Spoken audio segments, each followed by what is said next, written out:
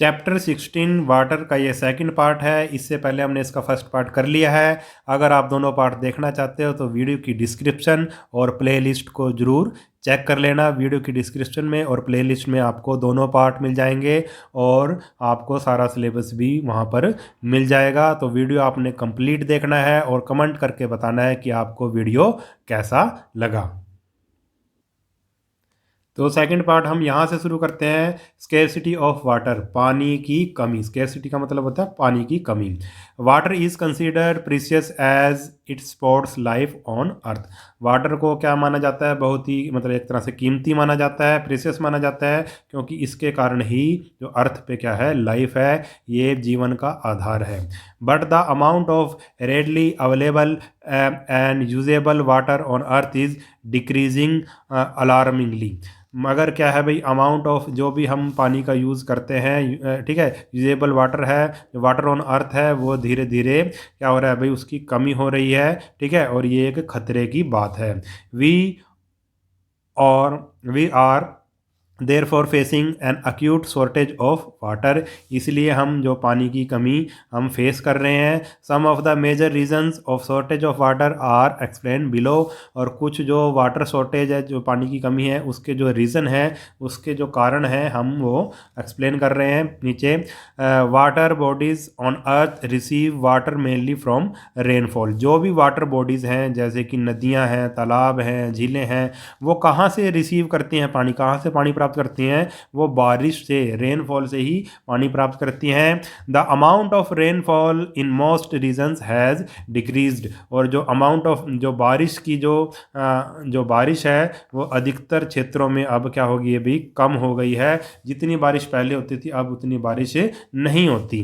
This has happen due to many factor. और इस बारिश कम होने के भी कई कारण हैं।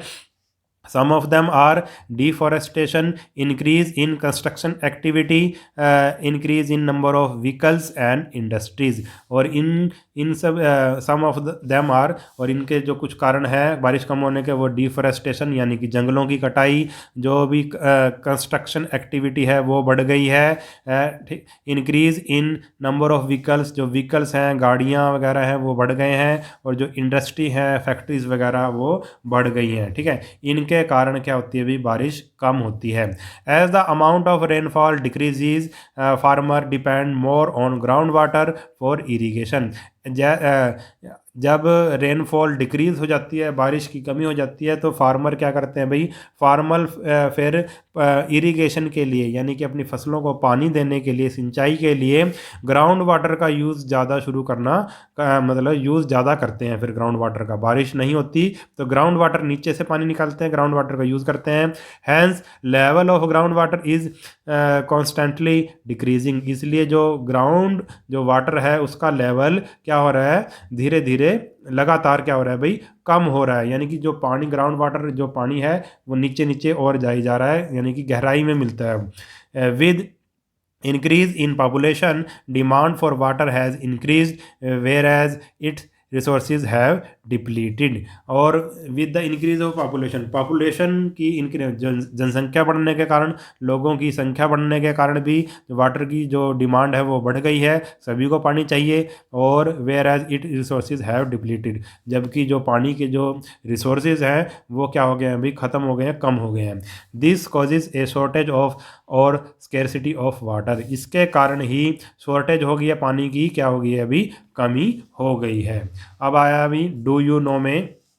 Carbon dioxide gas breathe out by humans and animals. जो कार्बन डाइऑक्साइड है वो हम आदमियों के द्वारा और जानवरों के द्वारा क्या बाहर छोड़ी जाती है। हम ऑक्सीजन लेते हैं और कार्बन डाइऑक्साइड सांस से बाहर छोड़ते हैं। Is used up and by the plant to prepare their own food through the process of photosynthesis. और जो ये कार्बन डाइऑक्साइड हम छोड़ते हैं, उसको यूज़ कौन करता है, प्लांट्स यूज़ करते हैं अपना खाना बनाने के लिए, through the process of photosynthesis. Photosynthesis का प्रोसेस होता है जिसमें पौधे कार्बन डाइऑक्साइड लेकर अपना खाना बनाते हैं। आपने पढ़ा होगा फोटोसिंथेसिस के बारे में। Thoughtless and unnecessary cutting of trees will cause an increase in the level of carbon dioxide gas in the atmosphere। जो भी हम बिना सोचे समझे unnecessary cutting of trees करते हैं, बिना सोचे समझे पेड़ों को काटना शुरू कर देते हैं, आवश्यकता ना भी हो फिर भी काटना शुरू कर देते हैं, इसके कारण क्या हो जाता है भाई, कार्बन डाइऑक्साइड का जो गैस का जो लेवल है एटमॉस्फेयर में वो बढ़ जाता है, यानी कि कार्बन डाइऑक्साइड गैस ज़्यादा हो जाती है अगर पौधों की कटाई करेंगे, पेड़ पौधों की। This gas help in trapping a part of energy of sun rays in the Earth's atmosphere by not allowing that energy to escape।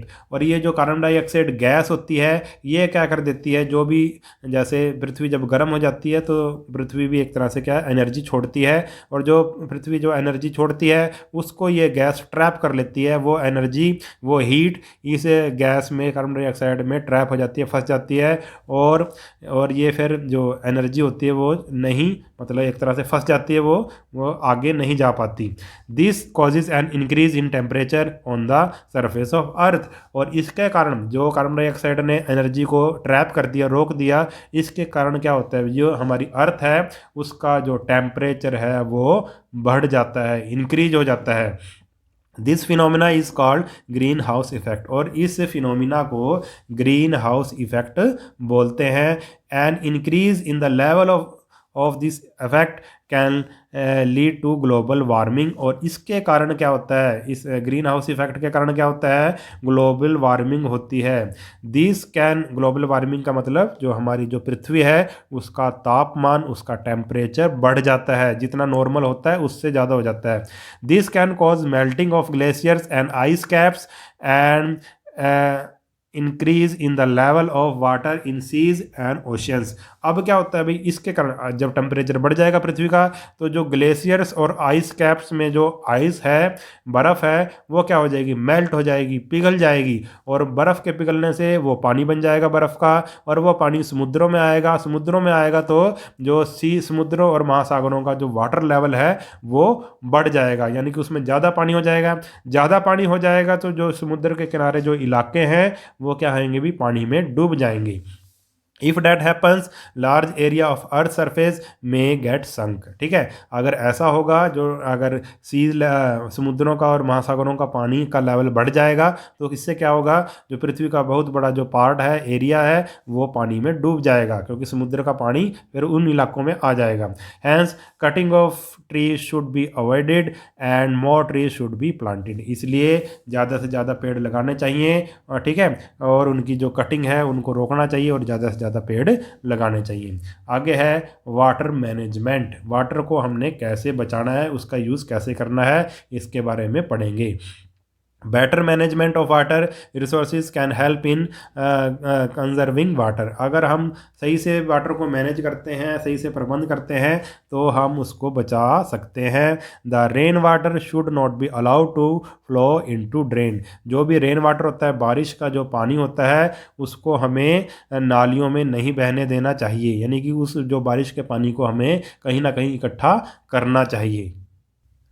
आगे है rain water harvesting. Rain water harvesting क्या होता है कि जो भी बारिश का जो पानी है उसको हमने कैसे इकट्ठा करना है, कैसे बचाना है और उसका बाद में यूज़ करना है, इसी को ही रेन वाटर हार्वेस्टिंग कहते हैं। चलो इसके बारे में डिटेल से पढ़ते हैं। Rain water should be collected in underground tanks and allowed to seep through the soil. जो रेन वाटर है उसको हमें क्या करना चाहिए, हमें इकट्ठा करना चाहिए अंडरग्राउंड टैंक्स में, जो धरती के नीचे जो उसको आप टैंक्स वगैरह बनाकर उसको इकट्ठा करना चाहिए, और उसको रेन वाटर को allowed to seep through the soil, और मिट्टी में वो धीरे धीरे क्या भाई रिस्क कर नीचे जाना चाहिए।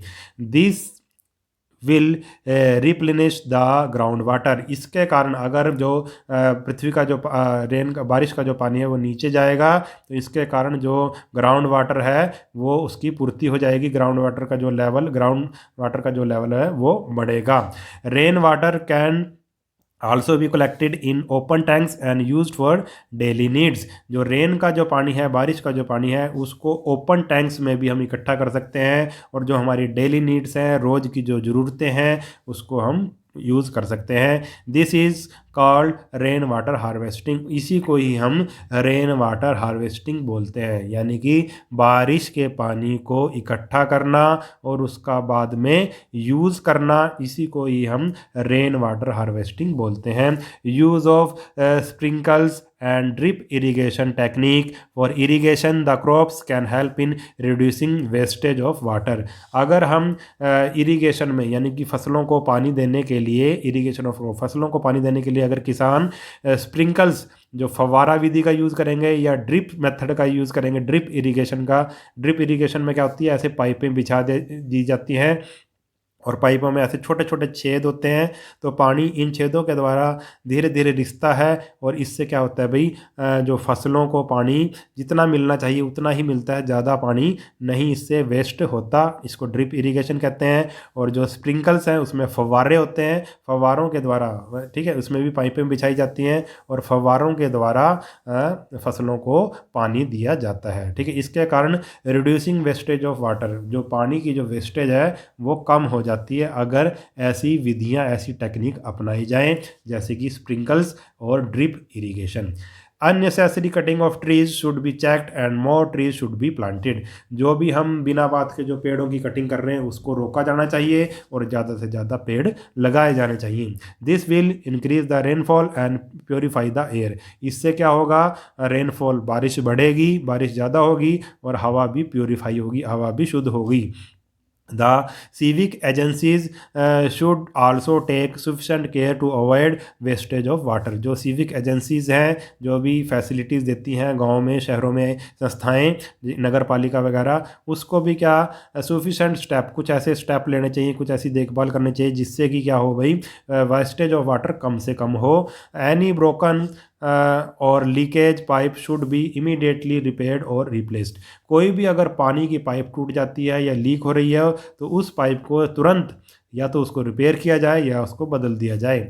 All of us can also play very important role in saving water and avoiding its wastage. और हम सभी भी पानी को बचाने के लिए एक बहुत बड़ा रोल अदा कर सकते हैं। ठीक है, और इसकी वेस्टेज को रोक सकते हैं। कैसे कर सकते हैं? दस वी शुड, हम क्या कर सकते हैं, turn off the tap while brushing teeth. जब हम ब्रश कर रहे हों, दांतों पे अपनी ब्रश कर रहे हो, तो हमें जो टैप नहीं चलाना चाहिए, उसको बंद रखना चाहिए, टूंटी को। Get the leakage taps repaired immediately. जो भी लीकेज टैप्स हैं, टूंटियाँ, जो भी टूंटीज क्या है भाई, लीक्स हैं, जो टैप्स हैं, उसको एकदम से रिपेयर करवा लेना चाहिए। Water the plant with a mug instead of A pipe. जब भी हम किसी प्लांट को अगर पानी दे रहे हैं तो उसको पाइप के द्वारा पानी नहीं देना चाहिए, उसको मग के द्वारा, जो हमारा जो मग होता है, डब्बा होता है, उससे पानी देना चाहिए। अब now suggest 4 more ways to saving water at home. आपने 4 और तरीके बताने हैं जिससे हम घर में पानी बचा सकते हैं। ये आपने सोच समझ कर खुद लिखने हैं, 4 इसके जो सेविंग वाटर की जो टेक्निक है, जो रास्ते हैं, वो आपने और बताने हैं। Use water judiciously and save it for future. हमें जो वाटर का यूज़ है वो सोच समझ कर करना चाहिए, ताकि, और इसे अपने फ्यूचर के लिए बचाना चाहिए।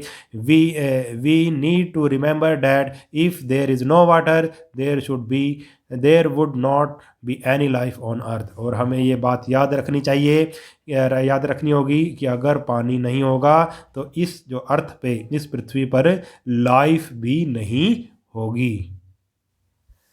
आगे है वेस्ट वाटर मैनेजमेंट। ये क्या होता है? वेस्ट वाटर का मतलब क्या है? जैसे हम पानी का यूज़ करते हैं नहाने में, ब्रश करने में, खाना बनाने में, या किसी दूसरी एक्टिविटी में खाने का पानी का यूज़ करते हैं, फैक्ट्रीज़ में, ठीक है, में यूज़ करते हैं, तो वो पानी फिर यूज़ करने के बाद वो ख़राब हो जाता है। वो पानी कहाँ चला जाता है भाई? नालियों वगैरह से सीवरेज में वो चला जाता है।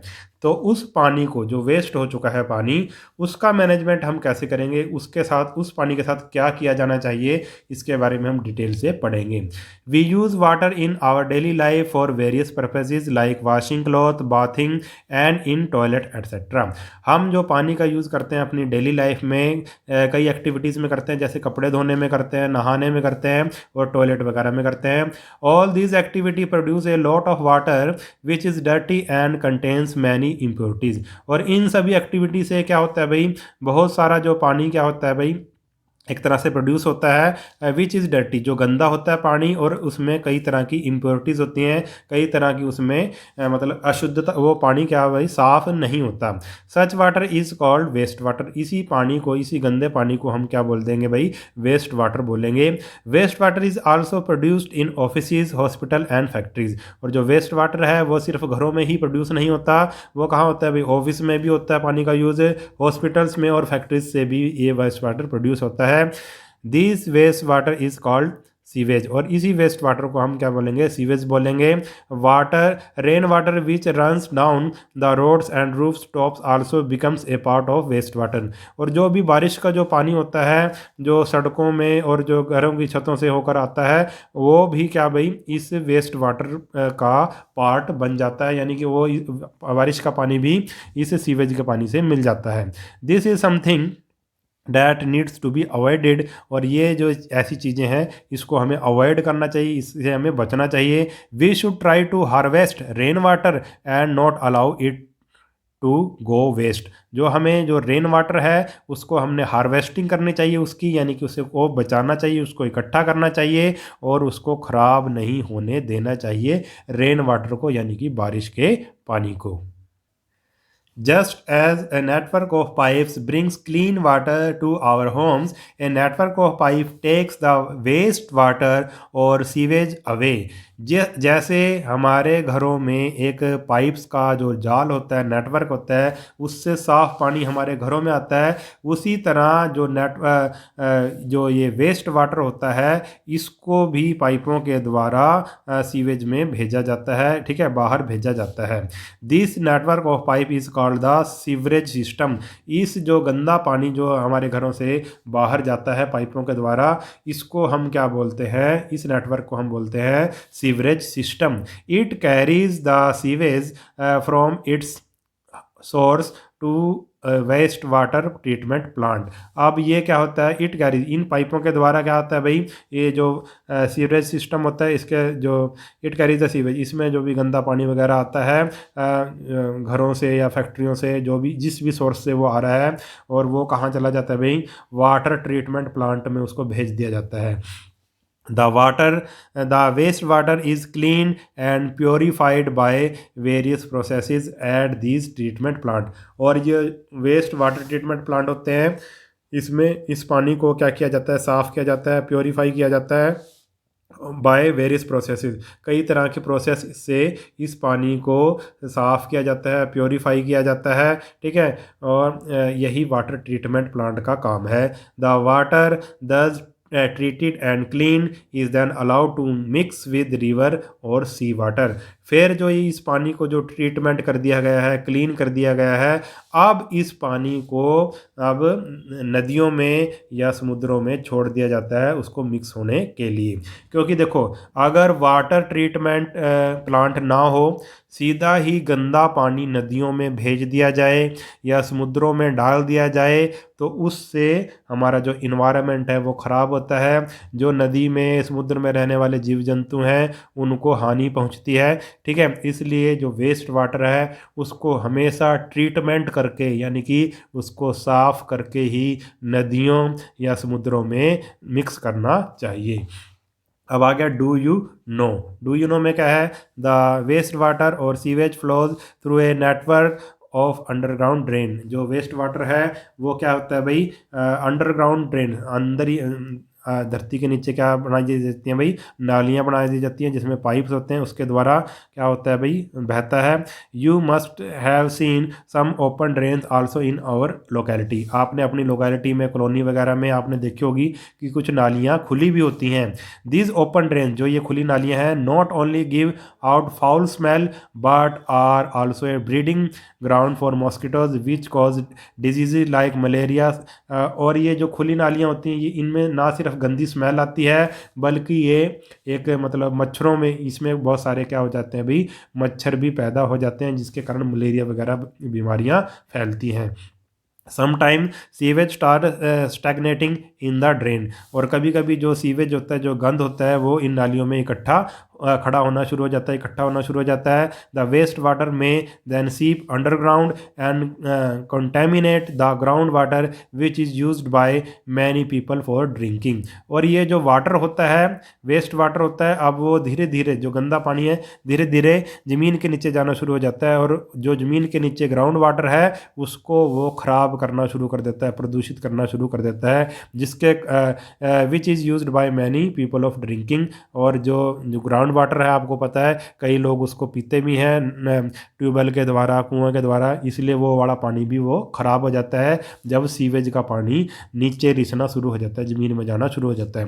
Contaminated drinking water can cause disease like cholera, typhoid, jaundice. और जो कंटामिनेटेड जो वाटर होता है, जो पानी होता है, ये वाला दूषित पानी होता है, इसके कारण कई बीमारियां हो जाती हैं, जैसे हैजा, टाइफाइड या जॉन्डिस यानी कि पीलिया वगैरह। It is very important therefore to have a proper and well functioning sewage system. इसलिए बहुत ज़रूरी है कि एक प्रॉपर और सही ढंग से काम करने वाला सीवेज सिस्टम होना चाहिए। अब आवर रोल, हमारा क्या रोल है, उसके बारे में हम पढ़ेंगे। We can play an active role in waste water management and maintaining a clean and healthy surrounding. हम भी एक बहुत इंपॉर्टेंट रोल अदा कर सकते हैं वेस्ट वाटर मैनेजमेंट में, और जो हमारा मेंटेनिंग, जो हमारी सराउंडिंग है, जो हमारा चारों तरफ है, आसपास का जो क्षेत्र है, उसको साफ़ सुथरा रखने में और हेल्दी रखने में हम भी इंपॉर्टेंट रोल अदा कर सकते हैं। The suggestions given below can help us achieve these AIIMS. कुछ सजेशन दिए गए हैं नीचे जिससे हम अपना एम अचीव कर सकते हैं। नंबर 1 है reduce the quantity of waste water being produced in our home.